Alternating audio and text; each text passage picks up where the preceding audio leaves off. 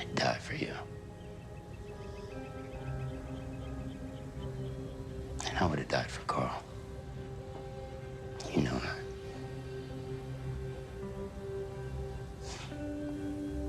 But you gotta hear me. You're chasing something for him that ain't meant to be, man.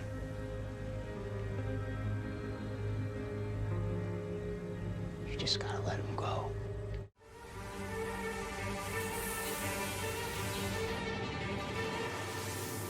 Welcome to NocBro Nation. Welcome back, ladies and gentlemen. I'm Darrell. And I'm Josh, and today we're here to review episode 4 of The Walking Dead Season 9, Obliged. The Obliged, yes. I apologize for my voice sounding strange. I'm a little under the weather, but... As am I. Yeah, we're under the weather, but we As are is not... my entire family. Yeah. But we are definitely not going to miss doing this review for you guys. So what an episode it was.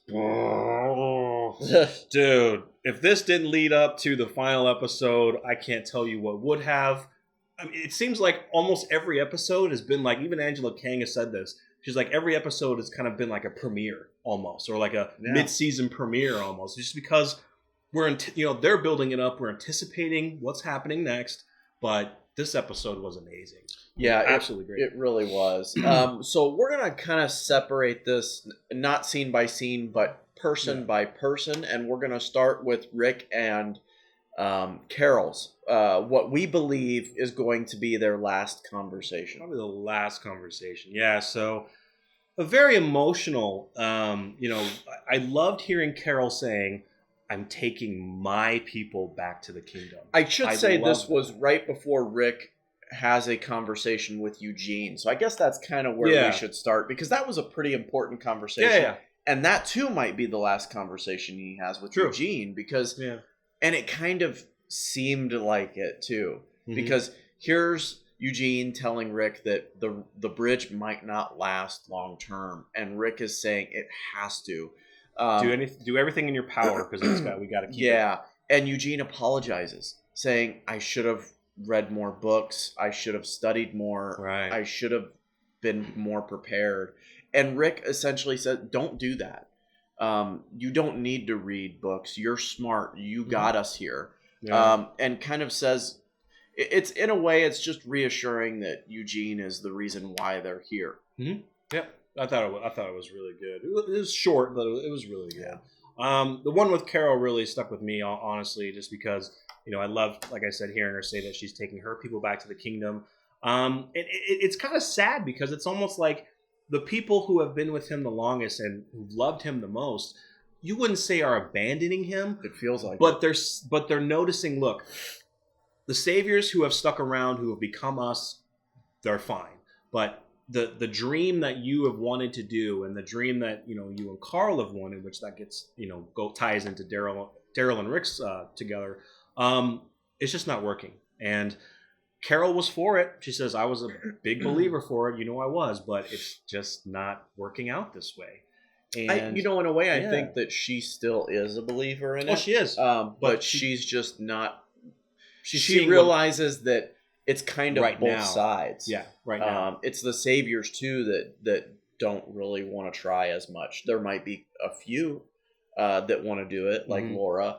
But there's a majority of them that kind of just want to be alone, and even Carol says, "Let them figure it out on their own." And she says, not all of them want to have Negan's way back, not most of them anyway. But like she said, they need to figure this stuff out on their own. And I love, Rick was tearing up, kind of like how you did. How when Carol was on her own, she didn't want to be around anybody, and she kind of said we all did, and he kind of, he was almost in tears, but he said that if there's anyone out here that can build this, that I believe in, it's you. Excuse me. And I thought that was great. Yeah, and really great. Fortunately, possibly could be the last conversation they could have. Yeah, so. I truly think it is, because obviously she's on her way to the kingdom. Yeah. So, unfortunately, we can jump into that really quick, because it was kind of like a side thing. She was getting ready to go, packing things up, and Jed comes along with other saviors. Jed has a gun. He says he kind of took it from Alden, so we don't know if Alden is alive or dead. And then a firefight ensues. Carol at first puts her gun down. Jed takes the keys because he wants to get the weapons. And actually, the Savior's goal is to not really hurt Carol and them. They want to go after Oceanside because they know that Oceanside's been killing them. So firefight ensues. We don't know what happens, but that was kind of a quick little thing. Yeah. So the next part. Maggie.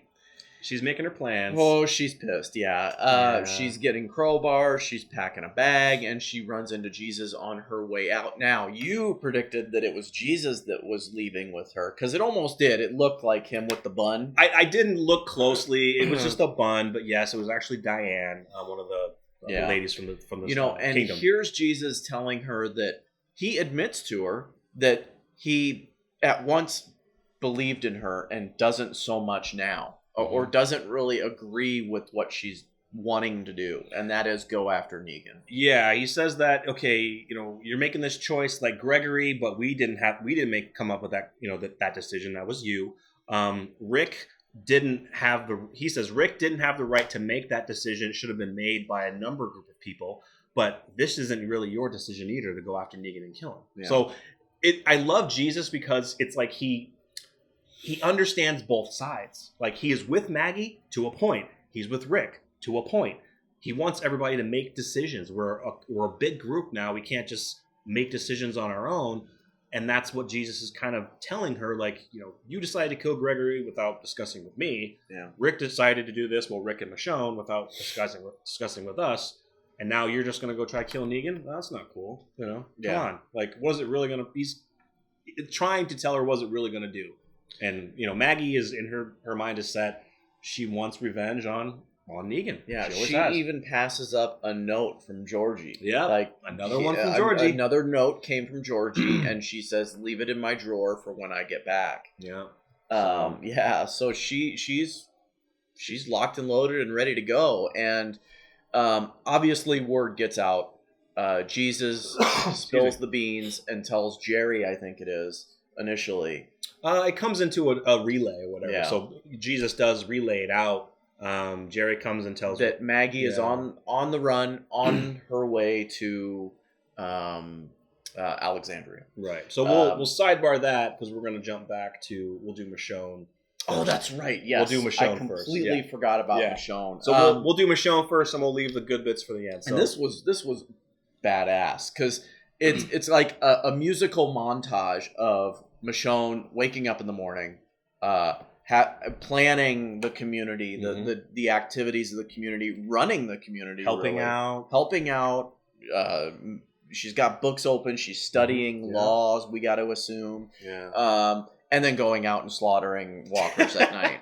Yeah, she's waking up in the middle of the night, and it's that she's itching. It's kind of like Daryl. They both love being out there. Yeah. They both.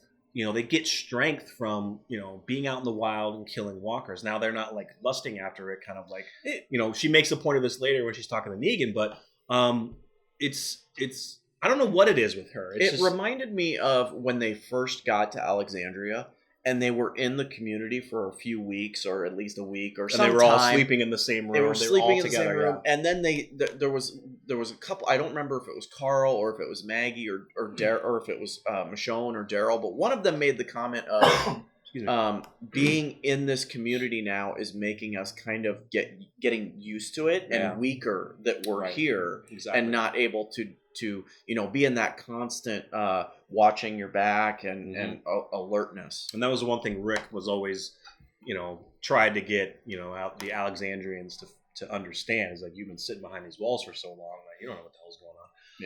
Yeah. So yeah, that was really cool. The best parts was when she was talking with Negan. She got word that Negan hasn't been eating for the last couple of days. So she goes down and tries to talk to him, and I loved it because the whole entire time you never see Negan's full face. You see pretty much just his beard because it's the brightest thing on him because it's so white and gray. But he just wants to sit and talk, and what he's initially trying to do. Yes, he is trying to bond with her to let him out. So he's going after. Okay, I don't know if he knows that he's gonna get out if he bonds with her, but I think he's trying to get another thing. He's trying to get sympathy. He's trying to get Lucille. Oh yeah, well in the end he's trying to get Lucille. Yeah. Yes, but he goes and talks about his real wife Lucille, how she had cancer and how she was an angel, he was an asshole, and but in a sense, he was happy because she wouldn't have been able to survive in this world because, for one, she was already weak from having cancer, but she wouldn't have been able to survive in this world. And her dying gave him more strength to be in this world. And he says to Michonne, you and I are the same. Not literally the same, but we love kind of that strength we get from being out there. Well, killing walkers. The first thing that he does is makes a comparison of Lucille, his wife, to Michonne's son, Andre. Yes. Yeah. And that completely pisses Michonne off because his whole argument is it's a good thing that Andre and Maya Lucille didn't survive because, like Jarrell said, they wouldn't have made it in this new world. They would have been a burden almost. And that pisses her off, and she storms off. Now, she comes back later and has a conversation with Negan to where Negan then compares himself to her, as in they feed off of that need to be out there and to be in charge. But the only thing is that Michonne is different. Michonne tells Negan, well, you get off on it, basically. You laugh, you enjoy it way too much. For me, we're the same because we do what is necessary to get things done. But she says get shit done. I love it. But that's the difference. She does not gloat over it or just who laughs about doing it. She does it because she has to, which is the big difference. And yes, in the end, I couldn't understand. I had to actually turn the captions on because I couldn't understand what he said. Gosh, I didn't even think about turning the captions on. I had rewound it 3 times to listen to that last phrase that he says. So he asks Michonne for Lucille back, just to hold her, just to see her. Yeah. And she laughs and basically says, Negan, we don't have Lucille. We left her out there. And he's like, no. He gets pissed. Freaking out. He gets pissed. And so she leaves, and he actually says, I'm going to see Lucille. I'm going to see her. And he said it so quickly, I thought he was saying some type of maybe Latin phrase or something. So I had to turn the captions on to see. He says, I'm going to see Lucille. Yeah, I thought it was I'm going to find her or I'm going to see her. I didn't even pick it up as English at that. I thought he said some Latin phrase. I didn't either. I had heard other people thought that's what he said. That was terrible. Yeah, I'm going to see Lucille. I couldn't even understand what you said. Yeah. You should have made him say it more ominous, I'm going to see Lucille. But what I loved about this scene is it humanized both of them. It did. And greatly. Especially Negan. But another thing that I loved about this scene is the whole time I could not stop thinking Maggie's on her way.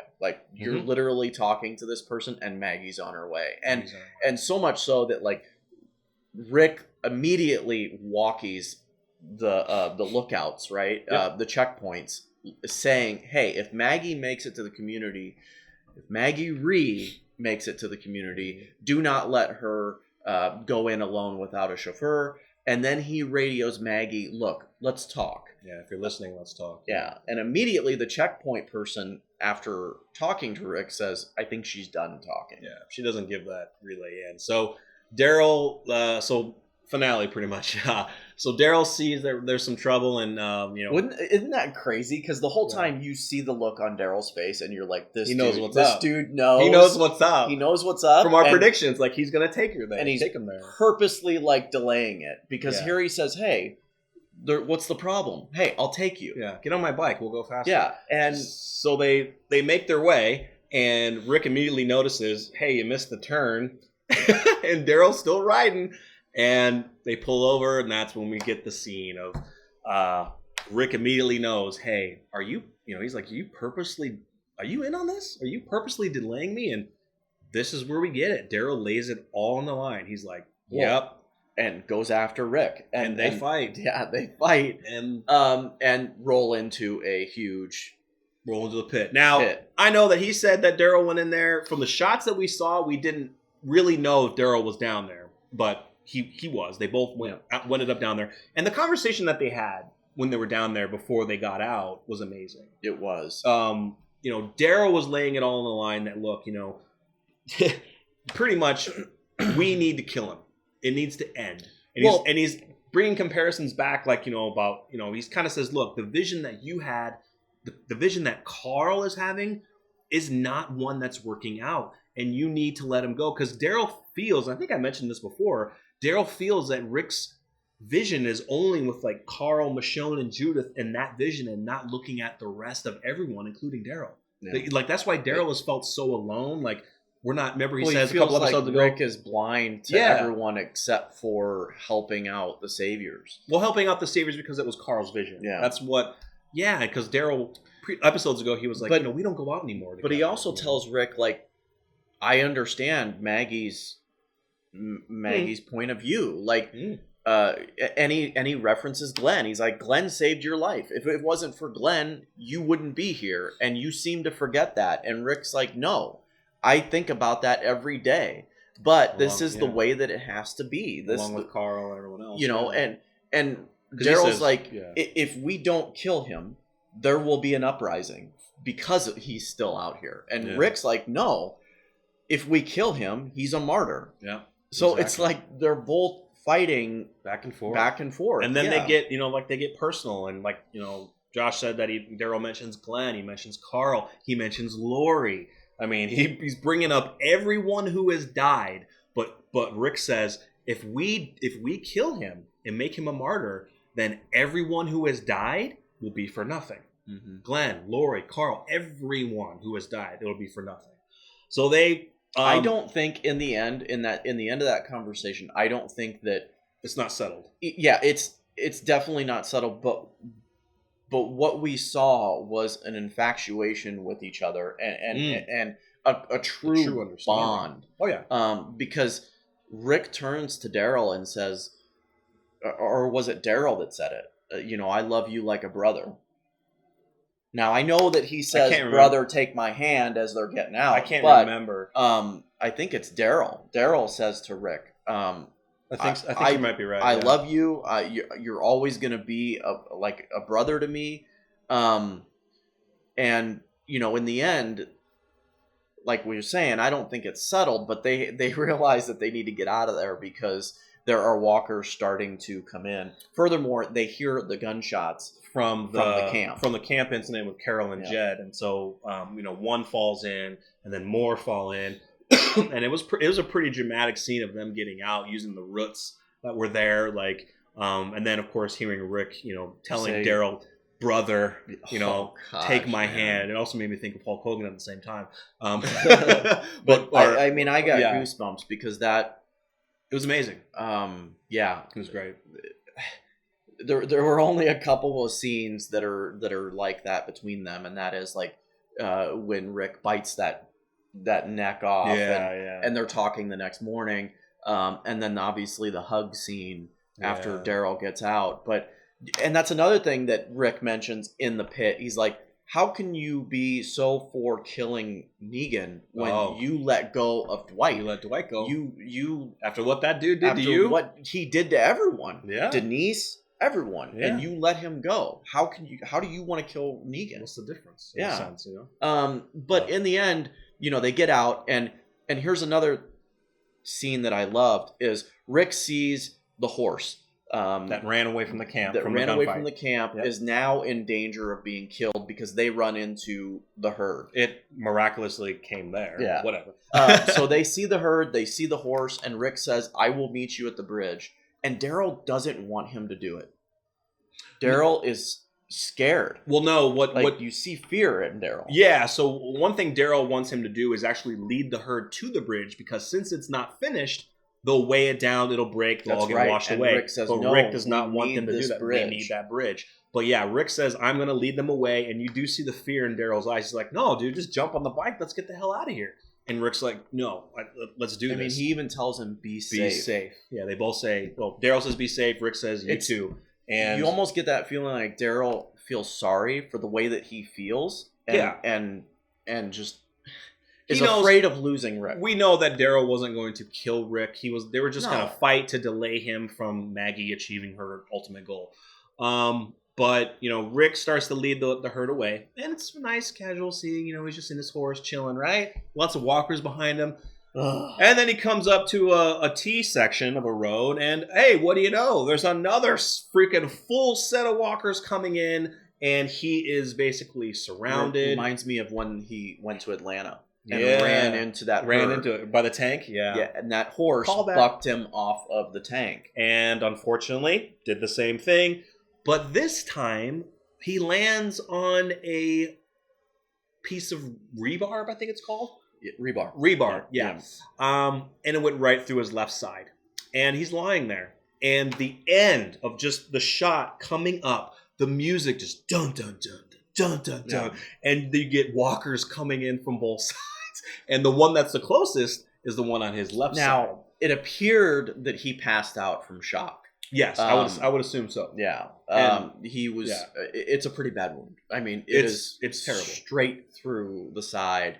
I don't know where the liver or the kidney is located, but it's straight through the I don't know. It's got to be around that area. And obviously there's some internal damage, and he has to be able to get himself up and off of it. Yeah, like so he can't push him. I don't know how he's going to do it. He can't push himself off unless that piece of concrete or whatever it's on detaches, or as he's moving, it moves for him, and he's able to maybe push he himself breaks off. that piece off, gets off of it with it still in him, and then pulls it out once he's out. But when you do pull that, that's where the blood loss comes. Yeah. Because as it's sticking in him right now, he's bleeding, but it's not pooling out. Once you remove it, it's coming out. The scream that he made, and then him passing out. I mean, it clearly, in my opinion, he passes out from shock. But we believe. Yes, yeah. That was brutal. It was brutal, but I just loved how the cinematography, I probably pronounced it wrong. Cinematography. There we go. Boom. I just love the pan out shot and just the music. It just made it so intense. What's crazy is like the way they panned out. Like, dude, those walkers are like maybe 5 feet away from the him. ones on his left side. They're they're the closest. You ain't gonna pull yourself off of that rebar in time. No way. But they gotta add that for drama. Yeah, they're dead, or he's dead. No. Yeah, but amazing, guys. It was a really great episode. It really was. Yeah. You obviously got him kind of talking to the probably the most important people in his life the last time. Carol and Daryl have been with him from the beginning. They're the only ones left. I think they're going to talk to him again. And technically Maggie, but really. I definitely think, now we'll get into this in our predictions video, but I definitely think they're going to talk to him again, because there is that scene where he does make it to the bridge, and Daryl is running. So we know Daryl is on the bridge at the same time that wounded Rick is there as well. Yeah. So let us know your thoughts on this amazing episode. Unfortunately, one episode left.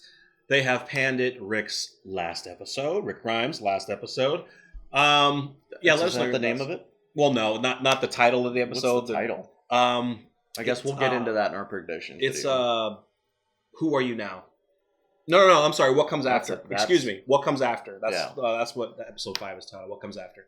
We're excited. Let us know your thoughts, and stay tuned for our predictions. And we will also have our Rick Grimes final thoughts video after that is posted. Our predictions will post on Friday, and our final thoughts will post on Saturday. So stay tuned for that.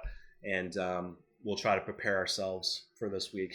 It's tough. It's really tough. I am happy to see that they did it this way instead of another way that I had heard.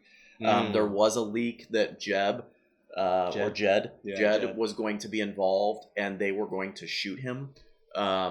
Pinning him into the group of walkers and then firing at him. Garbage. That would have been completely ridiculous. Yeah. This is ridiculous, by the way. Like, falling on top of rebar, whatever. But I'd rather that happen than Savior's shooting him and killing him. Yeah, exactly. So, let us know your thoughts, guys. Make sure you subscribe to the channel if you're new, and you hit that bell icon so you always be notified when we're uploading content. Follow us at NocBro Nation on Twitter and Facebook, and stay tuned for our predictions video for The Walking Dead Season 9. We'll see you next time. We're NocBro Nation. One more episode, guys. One more episode. It's going to be bad. It is. It's going to be bad. It's going to be a tearjerker. It's going to suck. All right, guys. We're NocBro Nation. We're out.